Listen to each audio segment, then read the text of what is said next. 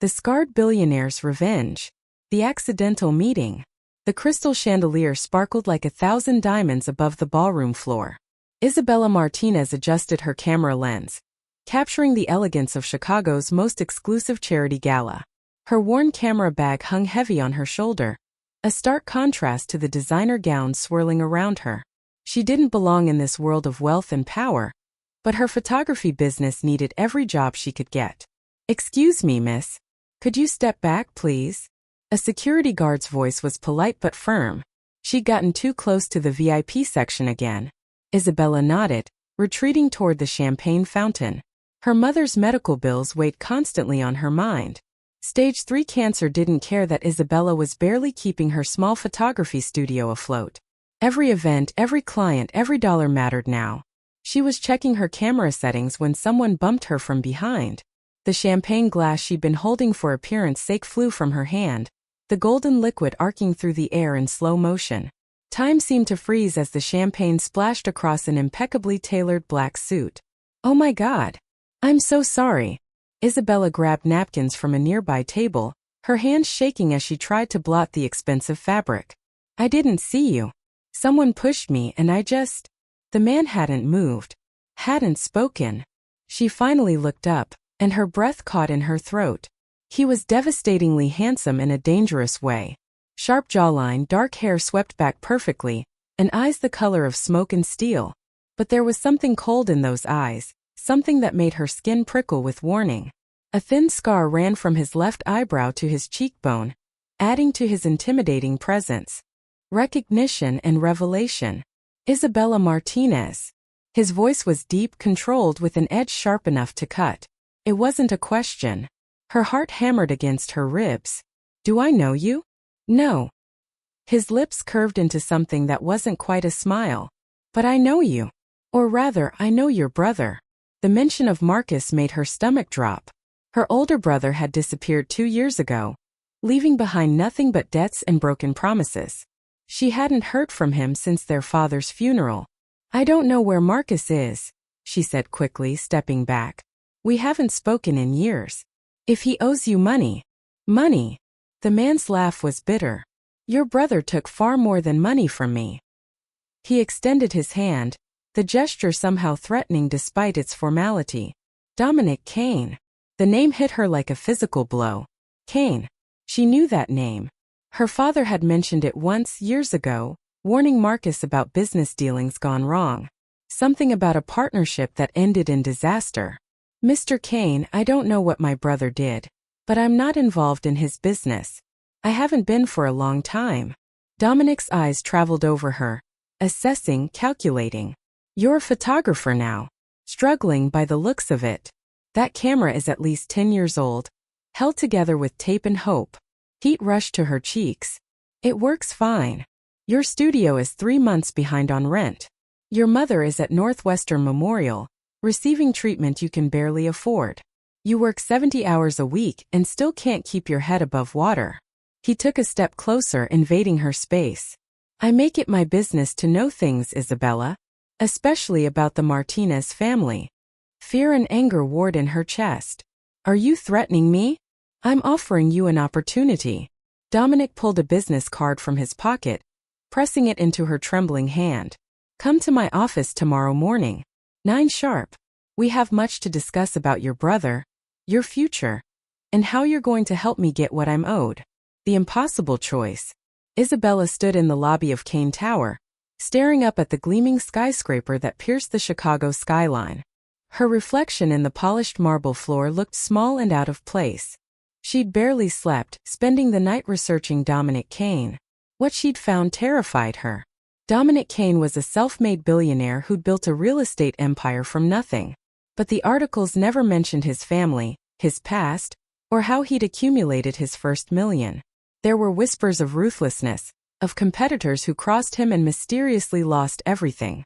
He was powerful, dangerous, and now he had her in his sights because of Marcus. The elevator ride to the 50th floor felt like ascending to her own execution. The doors opened to reveal a reception area that screamed wealth and power. Everything was black, chrome, and intimidating. "Miss Martinez." A perfectly polished assistant appeared. Mr. Kane is expecting you. Follow me. Dominic's office occupied the entire top floor. Floor-to-ceiling windows offered a breathtaking view of Lake Michigan. But Isabella's attention locked on the man standing with his back to her, hands clasped behind him, staring out at the city he seemed to own. You came. He turned, and in the daylight, he was even more striking. The scar on his face seemed more prominent, a permanent reminder of something violent. You didn't give me much choice. Isabella forced strength into her voice. What do you want from me? Dominic moved to his desk, opening a file folder. 5 years ago, your brother Marcus was my father's business partner. They were developing luxury condominiums along the waterfront. Marcus handled the finances while my father managed construction and design. He slid a photograph across the desk. Isabella's breath hitched. It showed a younger Dominic with an older man who shared his features. Both were smiling, arms around each other's shoulders. Happy. That was taken 3 months before your brother disappeared with $12 million of our investment capital. Dominic's voice remained eerily calm. Money that wasn't just ours. We'd borrowed from banks, investors, people who don't accept excuses. I didn't know, Isabella whispered. Your brother's theft didn't just cost us money. It destroyed our reputation. Contractors went unpaid. Investors lost everything. We were sued, investigated, ruined. Dominic's hand tightened on the desk edge. My father couldn't handle the shame. 6 months later, he drove to our unfinished building site and put a gun to his head. The room spun. Isabella gripped the chair to steady herself. I'm sorry. I'm so sorry, but I didn't know any of this. Marcus never told me about his business dealings. Perhaps. But you're still a Martinez. You still carry his blood, his name. Dominic circled around the desk, predatory and deliberate. And you're going to help me get justice. The deal with the devil. I don't have $12 million, Isabella said, fighting back tears. I barely have $1,200 in my bank account. I don't want money from you. Dominic stopped in front of her, so close she could smell his expensive cologne. I want something more valuable. Your brother disappeared, but I've recently learned he's planning to return to Chicago. He thinks enough time has passed, that people have forgotten. How do you know this? I told you. I make it my business to know things. Dominic's smile was cold. Marcus has been living in Miami under an assumed name. He's made new connections, accumulated new wealth through similarly questionable means. And now he's coming back to reclaim family assets, including your father's commercial properties that you inherited. Isabella's mind reeled. The warehouses? But they're practically worthless. The neighborhood has been declining for years. Not anymore. The city approved a massive redevelopment project. That area will be worth millions within 2 years. Dominic's eyes gleamed with something dark. Marcus knows this. He's coming back to force you to sell to his shell companies at a fraction of the true value. How would he force me? The same way men like your brother always do. Through intimidation, manipulation, maybe even violence. Dominic's finger lifted her chin, forcing her to meet his penetrating gaze. Unless you have protection. Unless you have someone powerful enough to stand between you and him. Understanding dawned with sickening clarity. You want to use me as bait. I prefer to think of it as a mutually beneficial arrangement. Dominic released her, moving back to his desk. You come work for me as my personal assistant. You'll live in a secured apartment I own, all expenses paid. Your mother will receive the best cancer treatment available, covered completely. In return, when Marcus makes contact, you'll help me gather evidence of his crimes. Enough to send him to prison for the rest of his life. And if I refuse? Dominic's expression hardened. Then I'll make sure every photographer in Chicago knows that Isabella Martinez can't be trusted. That she's connected to the man who destroyed dozens of families. I'll destroy your reputation, your business, any chance you have of supporting your mother. He paused, letting the threat sink in. Your mother doesn't have time for you to be unemployed, does she? How many months did the doctor give her without treatment? Rage and helplessness burned in Isabella's throat. You're a monster. Yes. Dominic didn't flinch from the accusation. Your brother made me one. He took everything I loved and twisted me into this. So now I'll use his sister to destroy him, just as he used my father's trust to destroy my family. Entering the lion's den. 2 days later, Isabella moved her few possessions into the luxury apartment Dominic provided. It was in a secured building overlooking the river, with more square footage than she'd ever lived in. Everything was modern, expensive, and impersonal, like a beautiful cage. Her mother had cried with relief when Isabella explained she'd gotten a high-paying assistant job. She didn't mention who she'd be working for or why. Some burdens were hers alone to carry. On her first morning, Isabella arrived at Kane Tower wearing the professional clothes Dominic had insisted she purchase on his account.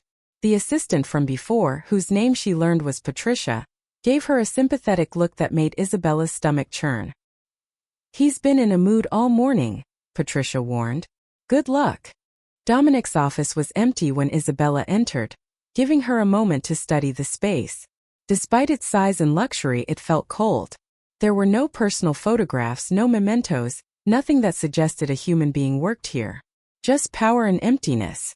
"You're 3 minutes late." Dominic's voice came from behind her. She spun around. He'd entered silently through a side door, carrying a file folder. Today he wore a charcoal suit that probably cost more than her car. The scar on his face seemed more prominent in the morning light. "I'm sorry. The security check took longer than expected. Punctuality is non-negotiable." He moved to his desk, gesturing for her to approach. "Your first task is to familiarize yourself with my schedule. I have meetings across 3 cities this week.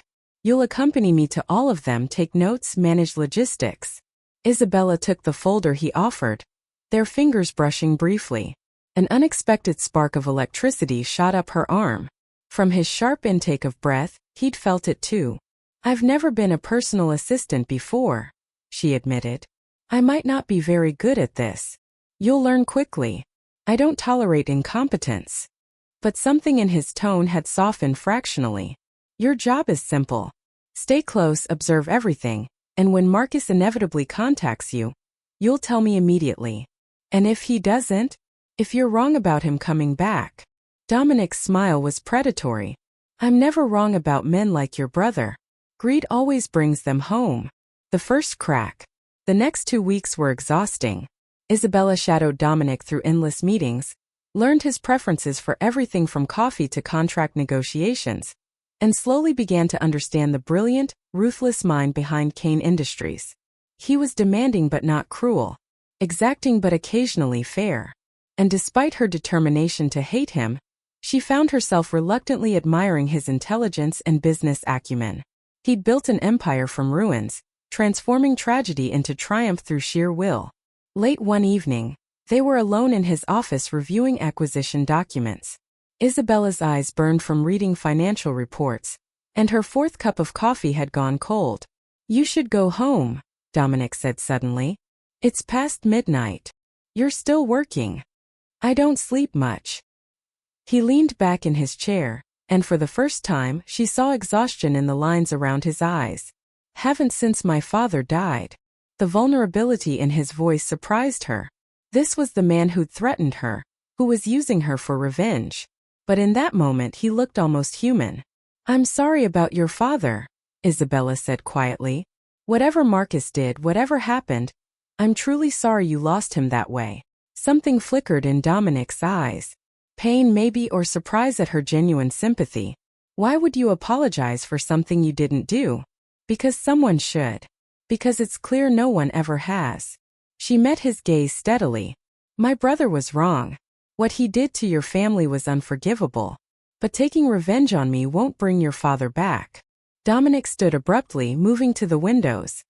His reflection in the dark glass looked haunted. "You think I don't know that? You think I haven't realized that 5 years of planning revenge has only made the emptiness worse?" Isabella rose slowly, drawn toward him despite every warning in her mind.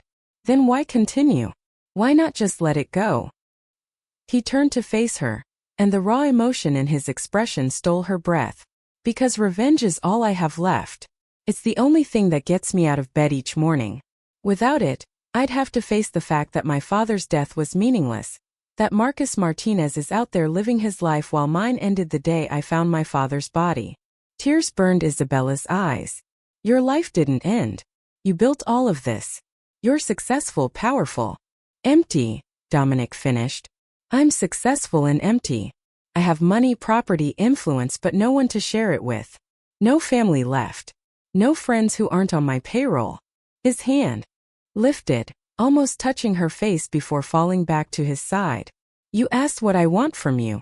The truth is, I don't know anymore. When I first saw you at that gala, you were just a means to an end. Marcus Martinez's little sister. The perfect bait for my trap. And now? The question emerged as barely a whisper. Dominic's eyes darkened. Now I find myself wondering if revenge is worth what it's costing me. The moment stretched between them, charged with tension and possibility. Isabella knew she should step back, maintain distance. Remember, this man held her life in his hands. But something in his pain called to her own. Two wounded souls recognizing each other in the darkness. Mr. Kane. Dominic, he interrupted. When it's just us, call me Dominic. Dominic. She tried the name, feeling how it shaped on her tongue. Maybe revenge isn't what you really want. Maybe you just want justice. Closure. A chance to heal. His laugh was bitter. Men like me don't heal. We just learn to live with the scars. Isabella's hand moved without conscious thought, her fingers tracing the scar on his face with feather-light precision. He froze under her touch, his breath catching. How did you get this? She asked. The night I found my father. His voice was raw. I was angry, drunk, reckless. I drove too fast, crashed into a barrier. Woke up in the hospital with this reminder that my pain makes me dangerous to everyone, including myself. Her thumb brushed his cheekbone. It doesn't make you look dangerous. It makes you look human. Like someone who's survived something terrible and kept going anyway. Dominic's hand covered hers, pressing her palm fully against his face. You shouldn't be kind to me. I've given you every reason to hate me. I know. But she didn't pull away. Yet here I am. The moment broke when his phone buzzed with an urgent message. Dominic stepped back, the walls slamming back into place around him. When he spoke again, his voice had returned to its usual controlled tone. It's late. My driver will take you home. Tomorrow we have an early flight to New York. Isabella nodded, gathering her things with shaking hands. At the door she paused. Dominic? What if Marcus never comes back? What happens to me then? He didn't answer immediately, his back to her as he stared out at the glittering city. When he finally spoke, his words were barely audible. I don't know. New York temptation. The private jet sliced through clouds at 30,000 feet. Isabella sat across from Dominic in the luxurious cabin, pretending to review meeting notes while actually watching him work. He'd barely looked at her since their moment in his office 3 nights ago, maintaining professional distance that somehow felt more intimate than closeness. You're staring, he said without looking up from his laptop. Heat flooded her cheeks. I'm trying to understand you. Don't. His fingers paused on the keyboard. Understanding me would be a mistake. Because you might become human in my eyes? That made him look up, those steel-gray eyes pinning her to her seat. Because you might forget what I'm capable of when crossed. The pilot's voice crackled over the intercom, announcing their descent into New York. Below, Manhattan sprawled like a concrete and steel promise. Isabella had never been to New York, had never traveled on a private jet, had never lived this life that seemed normal to Dominic. When we land, Dominic said, you'll stay close during all meetings. There are people in New York who would love to gain leverage over me. Don't speak to anyone unless I give you permission. You make it sound dangerous. His smile was sharp. Business at this level is always dangerous. Men who can't be bought can be threatened. Men who can't be threatened can be destroyed. He closed his laptop with deliberate care. I've learned to do all 3 when necessary. The hotel suite overlooked Central Park, with 2 bedrooms separated by an enormous common area. Isabella tried not to gawk at the opulence as bellhops delivered their luggage. We have 2 hours before the first meeting, Dominic said, loosening his tie. Order anything you want from room service. Charge it to the room. He disappeared into his bedroom, leaving Isabella alone with her thoughts and growing confusion. Every day she spent with him complicated her feelings further. He was her captor and her employer. Her enemy's enemy. A man seeking revenge through her, yet increasingly unable to treat her as merely a tool. And she was starting to care for him, which was the most dangerous thing of all. Cracks in the armor. The business meetings were fascinating and terrifying in equal measure. Isabella watched Dominic negotiate deals worth millions with the casual confidence of someone buying groceries. He was brilliant, ruthless, and oddly fair when he didn't need to be. During a break between meetings, they found themselves alone in a glass-walled conference room high above Fifth Avenue. Dominic stood at the windows, his phone pressed to his ear, speaking rapid Italian to someone overseas. Isabella had learned he switched languages when deals got complicated. Italian for family business, Spanish for Latin American properties, French when he wanted to charm. When he ended the call, exhaustion was evident in the slump of his shoulders. "Everything all right?" she asked. "A complication in Rome. Nothing I can't handle." He turned to face her, and something in his expression had shifted. Less guarded. More real. "You did well in there today. Several of my associates were impressed by your insights." Warmth spread through her chest at the unexpected praise. "I just pointed out what seemed obvious. Nothing is obvious in this business. People see what they want to see, believe what benefits them." Dominic moved closer, studying her face with an intensity that made her pulse quicken. "You see clearly. It's refreshing. Or naive." "No." His finger lifted her chin, tilting her face toward the golden afternoon light. "Not naive. Honest. Genuine. Everything this world tries to beat out of people." Isabella's breath caught as his thumb traced her lower lip. They stood frozen in that moment, the city sprawling beneath them, the rest of the world falling away. "We shouldn't," she whispered. "I know.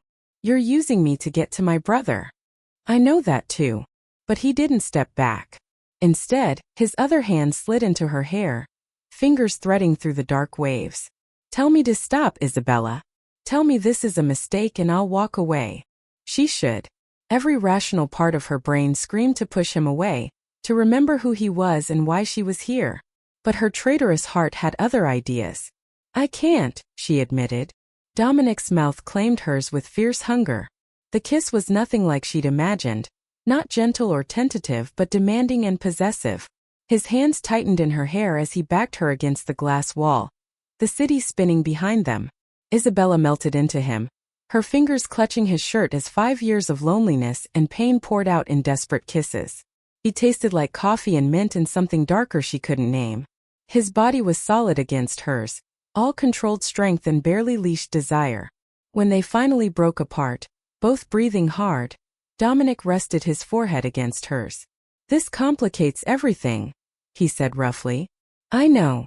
I can't stop wanting you. I know that too."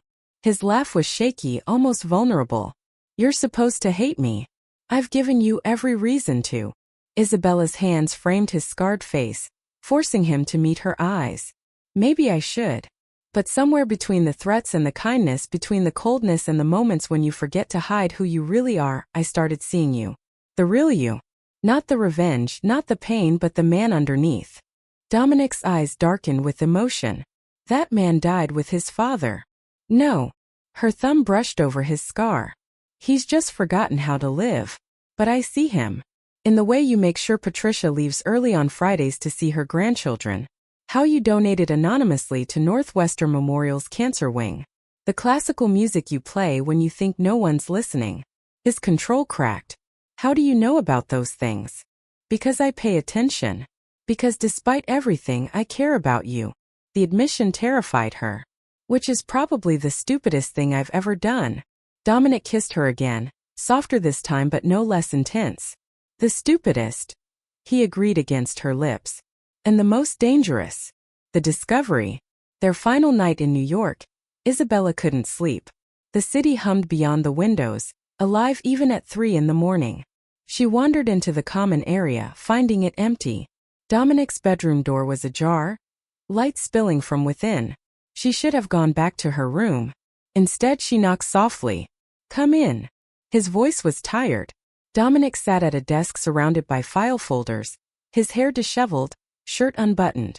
He looked younger like this, less intimidating. More like someone she could imagine loving. The thought struck her like lightning. Love. Was that what this feeling was? Can't sleep either, he asked. Too much on my mind. Isabella moved into the room, drawn to him despite every warning. What are you working on? Background checks on your brother's known associates. I have sources tracking his movements. Dominic gestured to a folder. He's been busy in Miami. New schemes, new victims.